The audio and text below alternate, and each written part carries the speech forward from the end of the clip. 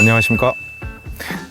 저는 충북지원 품질관리과의 박노석이라고 합니다. 자, 그럼 지금부터 비행을 시작하도록 하겠습니다. 여기는 드론 비행 점검에 꼭 필요한 이착륙장입니다. 큰 나무나 전깃줄 등 방해 요소가 없고 드론을 비행하기 좋은 장소, 이런 장소를 섭외해야 되는데요. 그 장소는 어떻게 섭외하는 게 좋은지 설명드리도록 하겠습니다. 첫째, 비행자의 안전을 확보할 수 있는 공간이어야 합니다. 이착륙장 주변에 차량 이동이 잦은 곳은 비행 도중 안전사고가 발생할 우려가 있는 지역이기 때문에 차량 이동이 없는 지역을 선택하시는 것이 좋습니다. 아무리 사방이 트여 있는 곳이 좋아도 차가 싱싱 다니는 대로변이나 사람의 통행이 많은 곳은 이착륙장으로 좋지 않겠죠. 차량 이동이 없는 한적한 농로나 공터는 비행 방해 요소가 적을 겁니다. 저는 이런 곳들을 추천드립니다. 둘째, 드론 비행에 방해가 되는 장애물이 없는 곳, 즉 드론의 안전을 확보할 수 있는 곳이어야 합니다. 이착륙장에 도착하면 다시 한번 주변을 살펴보시고 방해되는 것이 없는지, 머리 위쪽으로 전깃줄이 지나가지 않는지 꼭 확인하시고 이게 안전하다고 확신이 드시면 이착륙장으로 선택하시면 되겠습니다. 특히 전봇대의 전깃줄에 드론이 부딪히는 경우가 일어나면 예를 들어 정전사고가 일어날 수 있다든가 그 주변에 있던 사람이 다칠 수 있다든가 그런 것들이 상황이 안 좋은 상황이 발생할 수 있으니까 꼭 확인해 주시면 좋겠습니다. 드론에 달려있는 자체 센서가 전깃줄과 나뭇가지 이런 것들을 잡을 수도 있지만 못 잡는 경우가 있을 수 있거든요. 그러니까 작은 물체들은 식별하기 힘드니까 꼭 주변을 확인하시는 게 좋겠습니다. 또한 주변에 고압선이 지나간다면 전파방해로 드론과 송수신이 불안정하거나 정상적인 비행과 촬영이 안 되고 심하면 드론이 추락할 수 있습니다. 파손될 우려가 있기 때문에 반드시 확인하셔서 사고를 예방하시는 게 좋을 것 같습니다. 세 번째, 산의 고도를 확인할 수 있는 곳이어야 합니다. 이 주변에도 지금 확인해 보시면 산들이 꽤 많은데요. 앞서 법령편에서도 말씀드렸지만 드론 비행 제한 고도는 150m이므로 그 이상 넘지 않고 드론이 비행하여 촬영할 수 있는 지역인지 꼭 확인하셔야 합니다. 현장에 나가기 전 사무실에서 네이버와 다음 지도상으로 등고선, 로드뷰 등을 통해 가지고 야산의 위치, 고도 확인하시고 현장에 나가시면 더욱 좋습니다. 장소를 선정하기가 참 까다롭죠. 이런 장소를 선정하기 위해서는 우선적으로 사무실에서 지도를 보면서 산의 지형, 높이, 인근 고압선과 송신탑 유무, 드론 비행 시 방해가 되고 파손이 될 위험 요소가 최대한 없는지를 확인하시고 그 이후에 드론 비행 장소를 선택하시는 게 좋습니다. 넷째, 알맞은 이착륙장 선정이 필요합니다. 지면은 이착륙 시 드론이 상하지 않을 정도로 평평하고 장애물이 없어야 하고 안전을 위해 이착륙 시 반경 5m 공간을 확보하셔야 합니다. 드론의 플롭은 RPM이 약 2000rpm까지 올라가게 되는데 이게 사람을 향해서 날아오게 된다면 굉장한 위험한 무기가 될 수 있으니까 반드시 안전장비 갖추고 드론과의 안전거리를 유지하시기 바랍니다. 장소가 이렇게 선정되었다면 드론 가방에서 드론을 꺼냅니다. 지금부터 드론의 상태 점검 및 순서를 알려드리도록 하겠습니다. 자, 그럼 첫 번째로 드론이 파손된 곳이 있는지부터 확인을 합니다. 드론 모터 쪽, 짐벌 쪽 파손된 곳이 있는지 확인하시고요.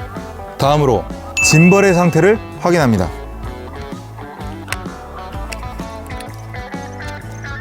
카메라가 안 깨져 있는지, 짐벌 지지대가 이상하지 않은지 등을 체크해 주셔야 합니다.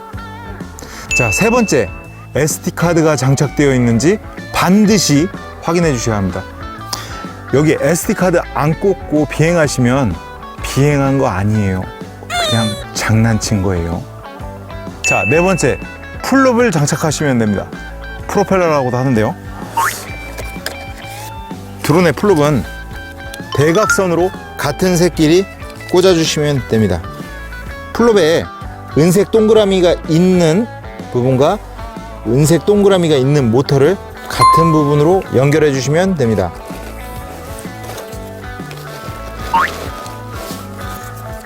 자, 이 부분은 은색 동그라미가 없죠? 이쪽도 은색 동그라미가 없습니다. 대각선으로 똑같은 거 장착해 주시면 돼요.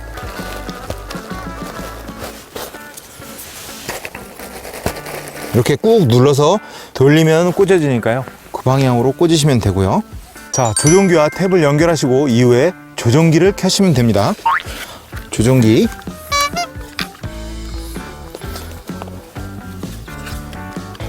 탭 연결 부분인데요. 연결하시고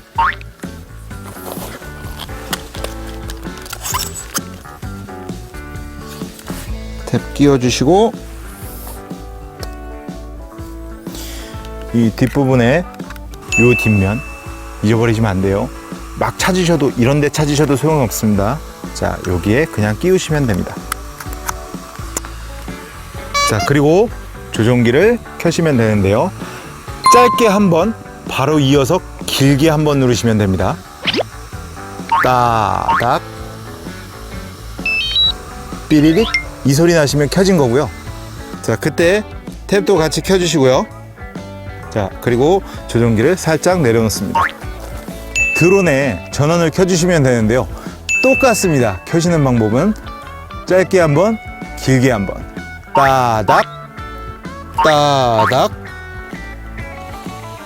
자, 이렇게 하면 시동이 켜진 겁니다. 이때부터 기계음이 들리니까요. 놀라지 마시고요.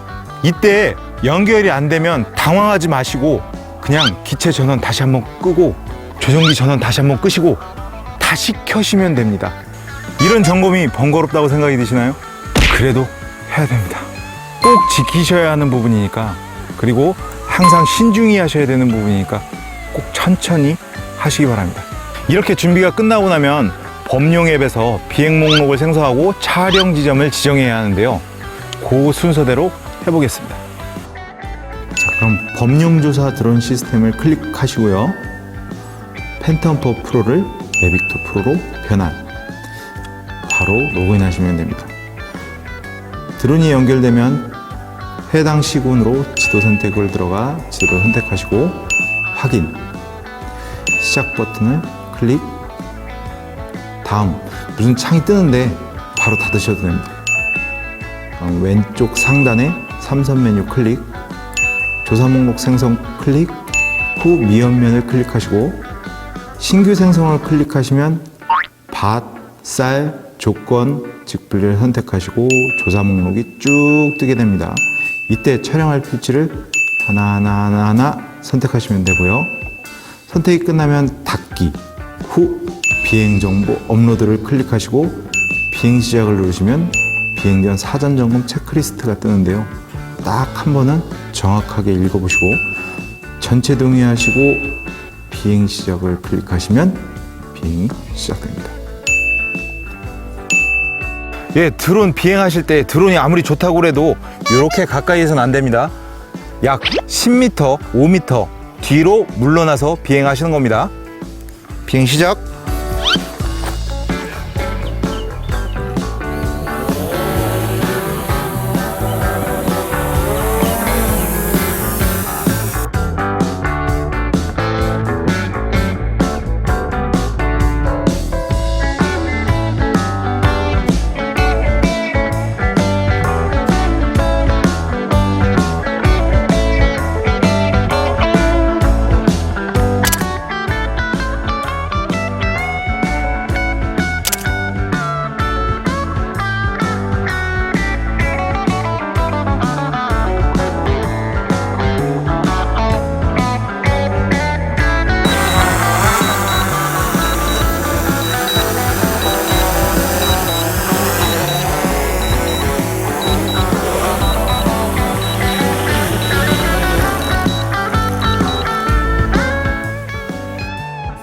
자, 이제 비행이 끝나셨죠?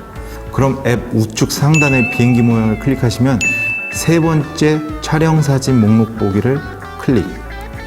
파일이 뜰 겁니다. 찍으신 파일들이에요.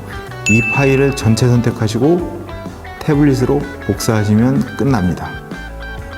차후 직불 예행점검 앱으로 사진이 자동으로 넘어가 해당 필지로 자동 매칭이 되게 만든다고 하니까 이거는 조금 기다리셨다가 하시면 되고, 뒤에 말씀드릴 GIS 시스템도 올해는 아니고 차후에 추진한다고 하니까요. 올해는 사진 촬영까지만 하시면 끝납니다. 예, 그리고 꼭 한 가지 말씀드리고 싶은 게 있습니다. 드론 비행하실 때 꼭 보셔야 하는 사항이 있는데요. 지구 자기장 개수, 지자계라고 하는 부분인데요. 지자계 수치가 5 이상 넘어갈 때는 절대 비행하지 않는 것을 추천드립니다. 수치가 높을 때 비행을 하시다 보면 잘못하면은 우리가 원하지 않는 곳으로 드론이 날아갈 수도 있고요. 추락까지 가능하니까 최대한 지자계 수치를 확인하시고 나가시는 게 좋습니다. 지자계 수치는 레디트 플라이나 V월드 그런 앱들에서 확인할 수 있으니까요. 꼭 확인하시고 비행하시길 바랍니다. 감사합니다.